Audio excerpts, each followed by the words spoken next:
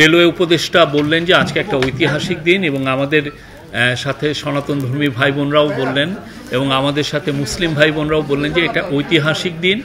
আজকে রেলওয়ে কর্তৃপক্ষ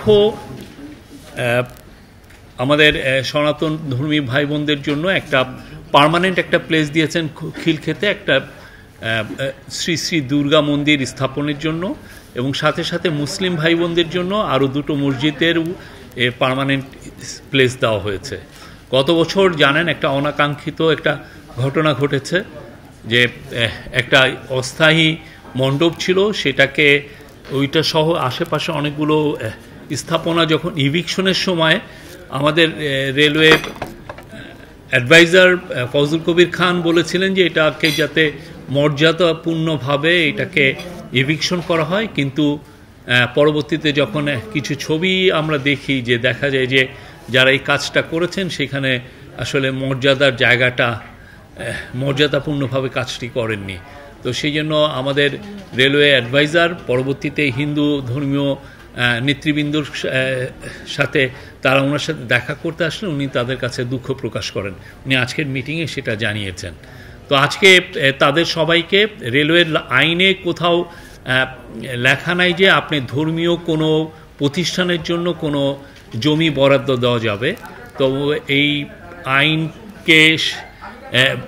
আইনকে সামনে রেখেই এটা কিছু চেঞ্জ করে এখন হিন্দু ধর্মীয় ভাই বোনদের যারা খিলক্ষেতে আছেন তাদের জন্য একটা পার্মানেন্ট একটা মন্দিরের জন্য আজকে জমি দেওয়া হয়েছে। জমি হিন্দু ধর্মীয় যারা নেতৃবৃন্দ আছেন তারাও এই বিষয়ে বলবেন, আর যারা মুসলমান ভাইবৃন্দ ছিলেন তাদেরকেও পার্মানেন্ট দুইটা মসজিদে জায়গা দেওয়া হচ্ছে।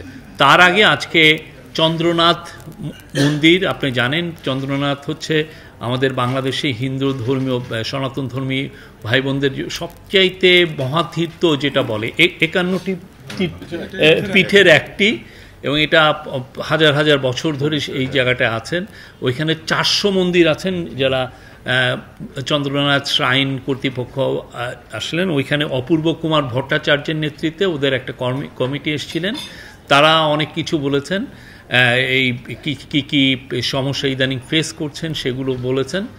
আমাদের 3 জন উপদেষ্টা ছিলেন, ফজল কবির খান, বিধানচন্দ্র রায় পোদ্দার এবং আমাদের ধর্মীয় উপদেষ্টা আফম খালিদ, তাদের কথাগুলো শুনেছেন এবং তাদের কথার প্রেক্ষিতে ফজল কবির খান বলে দিয়েছেন যে চিটাং ডিসি এবং চিটাং পুলিশকে বলে দেওয়া হয়েছে এবং ওদের ইন্টেলিজেন্স এজেন্সি ওইখানে যেন কেউ ধর্মীয় সম্প্রীতি কেউ যদি বিনষ্ট করার চেষ্টা করে বরদাস্ত করা হবে না।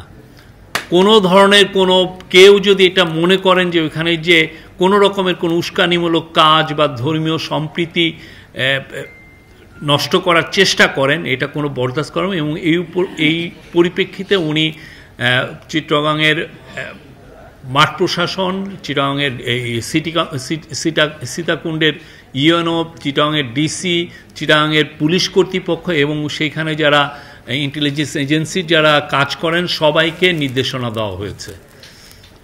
একই সাথে চন্দ্রনাথ মন্দিরে কর্তৃপক্ষ কিছু দাবি পেশ করেছেন, সে দাবির প্রেক্ষিতে ওইখানে আপনি জানেন যে ওইখানে প্রায় 1200 ফুট উঁচুতে হচ্ছে মন্দির। তো ওইখানে যে সিঁড়ি বেয়ে যেতে যেতে অনেক সময় ওই সিঁড়িটা যেই অবস্থা আছে সেটাকে আরও ডেভেলপমেন্ট করা লাগবে। সেটার আজকে তাৎক্ষণিক এই 3 জন উপদেষ্টা নির্দেশ দিয়েছেন যে যাতে এই সিঁড়ির ডেভেলপমেন্ট কাজটা খুব দ্রুত শুরু করা যায়। এছাড়া অন্যান্য যা দাবি আছে সেটা নিয়ে তিনি উপদেষ্টা নির্দেশ দিয়েছেন তারা যেন চিটাং ডিসি, সীতাকুণ্ডের ইউএনও, চিটাংয়ের এসপি সবার সাথে কথাবার্তা বলেন এবং আমরা আশা করছি এইখানে অন্য যে ধরনের কোনো সমস্যা যদি থাকে সেগুলো খুব দ্রুত রিজলভ করা হবে।